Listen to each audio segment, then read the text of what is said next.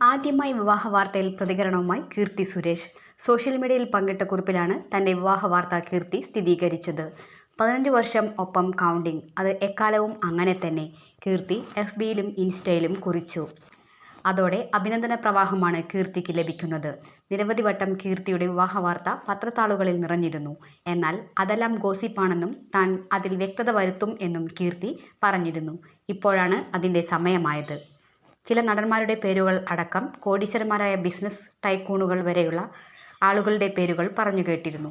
എന്നാൽ വാർത്തകൾ വ്യാജമാണെന്നും മകളുടെ വിവാഹമുണ്ടായാൽ അറിയിക്കും എന്നും ചൂണ്ടിക്കാട്ടി മേനകയും സുരേഷ് കുമാറും രംഗത്ത് വന്നതോടെ വാർത്തകൾ കെട്ടടങ്ങാറുണ്ട്.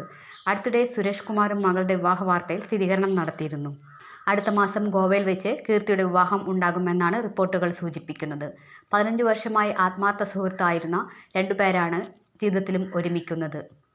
ആന്റണി തട്ടിൽ ആണ് കീർത്തിയുടെ ജീവിത നായകൻ. പ്രൊഫഷണൽ കൊണ്ട് എഞ്ചിനീയറായ ആന്റണി മുമ്പ് ഖത്തറിൽ ജോലി ചെയ്തിരുന്നെങ്കിലും ഇപ്പോൾ മുഴുവൻ സമയ ബിസിനസ്സുകാരനായി മാറിക്കഴിഞ്ഞു. സോഷ്യൽ മീഡിയ പ്രൊഫൈൽ നോക്കുമ്പോൾ കേരളം ആസ്ഥാനമായുള്ള ആസ്പെറോസ് വിൻഡോസ് സൊല്യൂഷൻ ബിസിനസിന്റെ ഉടമ കൂടിയാണ്. വരുൺ ധവാന്റെ ബേബി ജോണിലൂടെ ബോളിവുഡിൽ അരങ്ങേറ്റം കുറിക്കാൻ ഒരുങ്ങവെയാണ് കീർത്തിയുടെ വിവാഹ വാർത്തയെ സോഷ്യൽ മീഡിയയിൽ നിറയുന്നത്.